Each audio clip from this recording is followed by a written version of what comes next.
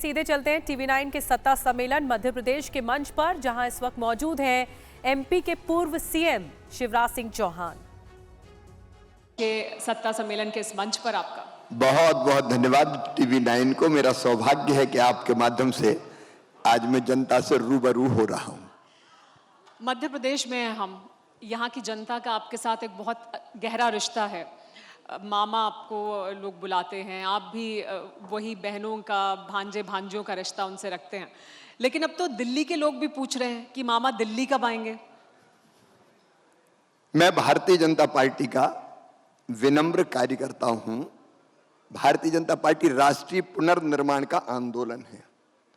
मैं बीजेपी में क्यों? इसलिए कि मुझे देश की सेवा करनी है और अपनी जनता के लिए काम करना है, और वो बीजेपी में रहकर ही हो सकता है। बीजेपी के विकास का जो दृष्टि है और जन कल्याण की जो दृष्टि है, तो भारतीय जनता पार्टी जिस ढंग से देश को आगे बढ़ा रही है, बचपन से ही मुझे ये लगा कि जिंदगी की सार्थकता बीजेपी में काम करके अपनी देश की सेवा करने में है। जब आप किसी बड़े मिशन या अभियान से जुड़ते हैं तो फिर आप फैसला नहीं करते कि आप कहाँ रहेंगे, क्योंकि जो ये सोचता है वो आत्म केंद्रित व्यक्ति होता है। लेकिन हम एक बड़े लक्ष्य के लिए राजनीति में काम कर रहे हैं, और इसलिए भारतीय जनता पार्टी जो काम मुझे देती है वो काम पूरी क्षमता के साथ, जितनी मुझ में सामर्थ्य है, मैं करने का प्रयत्न करता हूं। अब भारतीय जनता पार्टी ने कहा सांसद का चुनाव लड़ो, तो चुनाव लड़ रहा हूं, तो सांसद रहूंगा। आपकी रैलियों में बहुत आत्मीयता दिखती है। जब आप रैली में जाते हैं, लोगों से पूछते हैं आपकी मामा को मिस किया, उधर से जवाब भी आता है कि बहुत मिस किया, आपको बहुत याद कर रहे हैं। तो आप भी मिस करते हैं बहुत जनता को, उससे सीधे जुड़ने को? दिलों के रिश्ते पदों से बंधे हुए नहीं होते, वो अंतरात्मा के होते हैं, वो मन के होते हैं। भारतीय जनता पार्टी ने भी यही सिखाया है कि पूरा देश एक परिवार है, और हमारा भारत की जो संस्कृति और जीवन मूल्य और दर्शन है वो भी कहता है अयम निजम परा बेत्ति गणनालघु चेतसाम उदार चरिता नाम तू वसुदैव कुटुंबकम। सारी दुनिया ही एक परिवार है, तो मध्य प्रदेश भी एक परिवार है। तो परिवार के साथ परिवार के रिश्ते हैं, भांजे भांजी हैं, भाई बहन हैं, वो रिश्ते तो जिंदगी भर रहेंगे। क्योंकि आप दिल्ली चले जाएंगे तो अभी वो इतना मिस कर रहे हैं। जब आप जाते हैं रैलियों में पूछते हैं तो सब कहते हैं कि हम आपको बहुत याद करते हैं, बहुत मिस करते हैं। आप दिल्ली चले जाएंगे तो भांजे भांजी और मिस करेंगे आपको फिर। हम जनता से संवाद करते हैं। लोग कहते हैं बहुत याद आ रही थी, तो मैं भी कहता हूं कि मुझे भी आ रही थी, और फिर कई बार हम लोग हास परहास भी कर लेते हैं। इसलिए बातें निकलती है तो वो दूसरे संदर्भ में निकलती है। दिल्ली देश है हमारा पूरा, राजधानी दिल्ली है। काम जो मिले, अब सांसद के नाते भी देश की भी सेवा करेंगे, मध्य प्रदेश की जनता की भी सेवा करेंगे। क्योंकि आप जब जा रहे हैं, एक अलग तरह का कनेक्ट, जब मैं बात कर रही हूँ तो आपकी जो महिला वोटर हैं वो आपको छोटा छोटा कंट्रीब्यूशन भी दे रही हैं। वो बहुत बड़ा नहीं है, लेकिन वो उनका प्रेम दिखाता है आपके प्रति, आपका जो संबंध है उनके साथ। तो ये किस तरह से, क्योंकि आप जाते हैं तो लोग आपके साथ जुड़ रहे हैं उस तरह से। ये सचमुच में अभिभूत कर देने वाला है और मन को भावुक कर देने वाला है कि जब मैं अपने क्षेत्र में भी चुनाव प्रचार के लिए जाता हूँ तो गरीब से गरीब बहन भी 10 रुपया निकाल के देती कि भैया ये चुनाव के लिए। आज की राजनीति में ये बहुत दुर्लभ लगता है, और इसके कारण मेरे मन में भी ये संकल्प पैदा होता है। अगर मुझसे पूछें कि भगवान से तुम क्या मांगते हो, मैं माँ का उपासक हूँ, देवी माँ का, और मैं मैया से यही कहता हूँ कि विद्या नहीं चाहिए, बल नहीं चाहिए, धन नहीं चाहिए, स्वर्ग भी नहीं चाहिए, मुक्ति भी नहीं चाहिए, मरने के बाद फिर से इसी जनता के बीच पैदा करना मां, ताकि बार बार इसकी सेवा में करता रहूं। आपने अपने घर पर भी लिखवाया मामा का घर। अब आप दिल्ली चले जाएंगे तो वो दिल्ली के घर पे लिखा जाएगा मामा का घर। तो मामा सीएम मामा को कितना मिस करेंगे? ऐसा है कि मामा का कोई घर है ही नहीं, जो घर है वो जनता ही का है। तो मैं जहां रहूंगा वही मामा का घर, मतलब जनता का घर। जहां रहेंगे इसका भाव यही है कि है तो केवल वो मेरे लिए नहीं है, मैं जहां रहता हूं वो लोगों के लिए है, जनता के लिए है। दिल्ली में भी जहां रहेंगे वो भी जनता के लिए रहेगा। क्योंकि आपने ये वादा भी किया था कि मैं यहीं रहूंगा और यहीं काम करूंगा, इसी जनता की सेवा करूंगा। तो ये फैसला जब हुआ कि आप लोकसभा का चुनाव लड़ें और अब आप दिल्ली की तरफ बढ़ें, तो ये फैसला मुश्किल फैसला था? आप मेरी चुनाव परिणाम के बाद विधानसभा के पहली प्रेस कॉन्फ्रेंस देखिए। मैंने यही कहा था कि जहां भारतीय जनता पार्टी कहेगी मैं वहीं काम करूंगा। मैं भारतीय जनता पार्टी के प्रति, हमारे केंद्रीय नेतृत्व के प्रति अपना आभार प्रकट करता हूं। कितना दिया एक कार्यकर्ता के नाते भारतीय जनता पार्टी ने। मैं संगठन के लगभग सब पदों पर रहा, युवा मोर्चे के सब पदों पर रहा, राष्ट्रीय अध्यक्ष सहित। भारतीय जनता पार्टी में उपाध्यक्ष, महामंत्री, पार्लियामेंट्री बोर्ड का सदस्य से लेकर सभी संगठन के पदों पर रहा। 4-4 बार एक साधारण कार्यकर्ता को भारतीय जनता पार्टी ने मुख्यमंत्री बनाया, 6 बार विधायक बनाया, 5 बार सांसद बनाया, 6वीं बार अब बनाने वाली है। और क्या चाहिए तुम्हें? और क्या चाहिए? जो कुछ भारतीय जनता पार्टी ने दिया है वो सचमुच में अद्भुत है। और एक कार्यकर्ता का ऐसा सम्मान केवल बीजेपी में ही हो सकता है। कुछ नहीं चाहिए, कुछ नहीं चाहिए, ना कोई आकांक्षा है, ना कोई इच्छा है।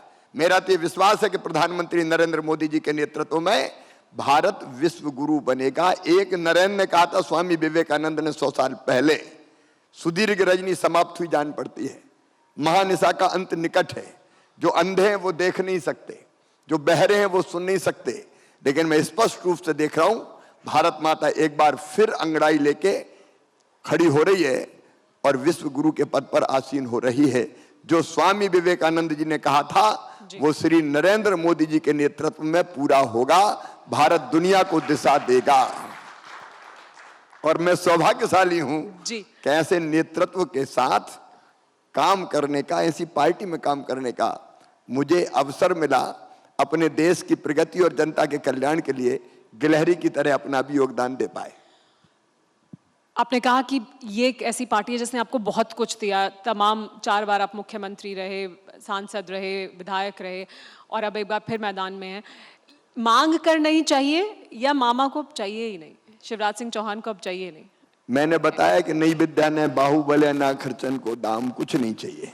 जो काम पार्टी देगी, पार्टी कहेगी दरी बिछाओ तो सांसद दरी बिछाएंगे, वो कहेगी झंडा लगाओ तो झंडा लगाएंगे, वो कहेंगे संसद में बैठ जाओ तो संसद में बैठेंगे। जो भी पार्टी कहेगी वही करूंगा, क्योंकि पार्टी का काम करना मतलब देश का काम करना, उसी में मेरे जीवन की सार्थकता है। एक ये भी चर्चा है और ये बार बार कहा जा रहा है कि विदिशा के बाहर बहुत नहीं दिखाई दे रहे हैं शिवराज सिंह चौहान। इसकी क्या वजह है? आप बहुत विधानसभा के दौरान आपने बहुत प्रचार किया। अब तक मैं 12 लोकसभा क्षेत्रों में चुनाव प्रचार कर चुका हूं। अभी परसों ही आपने देखा होगा मैं रीवा में था, सतना में था, मैं राजगढ़ जा चुका, मैं मंडला जा चुका, मैं छिंदवाड़ा जा चुका, मैं बालाघाट जा चुका। कई सीटों पर चुनाव प्रचार कर चुका हूं। आज भी मेरे दौरा होशंगाबाद और राजगढ़ 2 लोकसभा क्षेत्रों में है। इसके बाद मुरैना जा रहा हूं, फिर ग्वालियर जा रहा हूं, फिर भिंड जा रहा हूं। मैं नहीं समझता कि परसेप्शन कैसे बन गया। हाँ, एक बात है कि जब मैं विदिशा से उम्मीदवार हूं तो मैं फिर ऐसा ईगो भी नहीं पालता कि मैं जाऊंगा ही नहीं। मौका मिलता है तो मैं अपनी जनता के बीच बीच, देखिए चुनाव है लोकतंत्र का महाउत्सव और जनता से मिलने का एक दुर्लभ अवसर। मैं तो जहां जनता मिलती है उस मौके को छोड़ते नहीं हूं। बच्चे मिलते हैं, मैं दोनों बाहें फैला के उनको अपने गले से लगाता हूं। बहनें मुझे स्नेह देती है, भाइयों से प्यार मिलता है। तो मैं तो जनता से मिलने का कोई भी अवसर नहीं चूकता और चुनाव का भी इसलिए उपयोग करता हूं। लेकिन ये तो कुछ थोड़ा बदल गया आपका स्टाइल, क्योंकि पहले आप ऐसा भी करते थे कि अब मैं आ गया, पर्चा भर दिया, अब आपकी जिम्मेदारी, आपको जिताना है चुनाव, अब मैं बाकी जगहों पर अपनी जिम्मेदारी निभाऊंगा। तो इस बार आप विदिशा ज्यादा ध्यान दे रहे हैं, विदिशा में ज्यादा समय बिता रहे हैं। देखिए, हमको एक चीज सोच लेनी चाहिए, समझ भी लेनी चाहिए। मध्य प्रदेश का नेतृत्व, केंद्र का नेतृत्व जो काम आपको देगा वो आपको करना है। मुझे जहां कहा मैं वहां जा रहा हूं। और दूसरे, मैं ये अहम क्यों पालूं? अब मुख्यमंत्री हैं श्री मोहन यादव जी, सक्षम नेतृत्व प्रदेश को मिला है। आप देखो वो कितना परिश्रम कर रहे हैं, लगातार घूम रहे हैं। बीजेपी के प्रदेश अध्यक्ष, बाकी टीम घूम रही है। उनकी टीम के साथ मैं भी काम में लगा हूं। आप कार्यकर्ता है तो आपको इतना, आप अपने आप को इतना बड़ा मत मानो कि मैं तब करता था अब भी करूंगा, तब मुख्यमंत्री थे। अब आप मुख्यमंत्री की भूमिका मोहन यादव जी के पास है, वो लगातार दौड़ रहे हैं। और जो काम मुझे कहती है पार्टी, लगभग सभी लोकसभा क्षेत्रों में अपवाद छोड़ के मैं जा रहा हूं, और मध्य प्रदेश के बाहर भी जा रहा हूं। मैं पहले मध्य प्रदेश में के अलावा 10 राज्यों में चुनाव का दौरा करके आया हूं, 10 राज्यों में, जो मुझे कहा गया। तो हम पार्टी के कार्यकर्ता हैं। और एक बात पक्की है जी, बीजेपी में कोई ये ना सोचे कि मेरे बिना काम नहीं चलेगा। यहाँ किसी के बिना भी काम चलता है, ये हम किसी को पालने की जरूरत नहीं है। तो जो काम पार्टी दे वो काम करते चलो। मोहन यादव जी पर आएंगे आगे, क्योंकि जीतू पटवारी जी भी होकर गए यहाँ से, उन्होंने भी कई सवाल पूछे हैं, आपके लिए भी कुछ सवाल छोड़ के गए, वो भी मैं पूछूंगी। लेकिन फिलहाल चुनाव की बात करते हैं। 29-0 का लक्ष्य है मध्य प्रदेश के लिए। ये लक्ष्य कैसे पूरा होगा? प्रधानमंत्री नरेंद्र मोदी का चेहरा, मुख्यमंत्री मोहन यादव का चेहरा, या शिवराज सिंह चौहान के मध्य प्रदेश में किए हुए काम? देखिए, इस समय पूरा देश मोदीमय है। आज भारत का जो मान सम्मान और स्थान दुनिया में है, वो है श्रीमान नरेंद्र मोदी जी के नेतृत्व के कारण। और पूरा देश ये स्वीकार करता है। पूरा देश हृदय से, मैं मानता हूं नरेंद्र मोदी जी केवल नेता नहीं है। नरेंद्र मोदी जी के प्रति जनता के मन में श्रद्धा का भाव है, भक्ति का भाव है, एक अडिग विश्वास है। और हर एक व्यक्ति चाहता है कि प्रधानमंत्री श्री नरेंद्र मोदी जी तीसरी बार बने और भारी बहुमत के साथ बने। मध्य प्रदेश में भी मोदीमय, भाजपामय वातावरण है, और मोदी जी के नेतृत्व के कारण जनता भारी बहुमत से भारतीय जनता पार्टी को जिताने वाली है। मोहन जी भी अपना काम बखूबी कर रहे हैं, अच्छी शुरुआत उन्होंने की है। तो राज्य सरकार की योजनाओं को ठीक ढंग से क्रियान्वित कर रहे हैं, केंद्र सरकार की योजनाओं का क्रियान्वयन भी कर रहे हैं। और शिवराज सिंह चौहान के काम, उसका जिक्र नहीं किया आपने? मैं तो छोटा सा कार्य करता हूँ, मेरा जो योगदान होता है वो योगदान मैं कर रहा हूँ। और लोगों को ये भरोसा है कि मामा अपनी पार्टी के लिए जी जान लगाता है। तो 29-0 होने वाला है मध्य प्रदेश में इस बार? 29-0 होगा? ये तो तय है। इसमें कोई, ये तो मैं नहीं कहता, जमाना कह रहा है। 29 में से 29 भारतीय जनता पार्टी जीतेगी। क्लीन स्वीप हम कर रहे हैं। क्योंकि जीतू पटवारी का ये कहना है कि ये 29-0 की बात करना, ये अहंकार की बात है, ये रावण जैसा अहंकार है। अगर हम जीत रहे हैं और कहीं जीत रहे हैं तो ये अहंकार की बात कहां से हो गई? आप हमेशा कहते थे, अहंकार की बात तो राहुल गांधी जी कहते थे कि मध्य प्रदेश में 150 से ज्यादा हम जीत रहे हैं, गारंटी दे रहे थे। वो कहते लिख के दे रहा हूं मैं, लिख के यहां आए थे। पत्रकार मित्रों को याद होगा। वो अहंकार नहीं है। लेकिन हम जो सच कह रहे थे, मैं कहता था मध्य प्रदेश में हम सरकार बनाएंगे, 150 के पार जाएंगे, और हम 150 के पार गए। एक सीट छिंदवाड़ा, वो एक ऐसा किला है जो अब तक फतह नहीं कर पाई बीजेपी। इस बार क्या छिंदवाड़ा का किला भी फतह कर लेंगे? निश्चित तौर पर भारतीय जनता पार्टी छिंदवाड़ा जीतने जा रही है, वो भी भारी अंतर से। क्या रिपोर्ट मिल रही है? क्योंकि कमलनाथ ये कह रहे हैं कि जीत रहे हैं, और जीतू पटवारी कह रहे हैं 1.5 लाख मतों से जीत रहे हैं। कह रहे हैं चार्ज उनको बुला लीजिएगा। कमलनाथ जी तो पहले मध्य प्रदेश को भी भारी बहुमत से जीत रहे थे। उनकी तो कैबिनेट बन गई थी, कपड़े सिल गए थे, डिपार्टमेंट बट गए थे।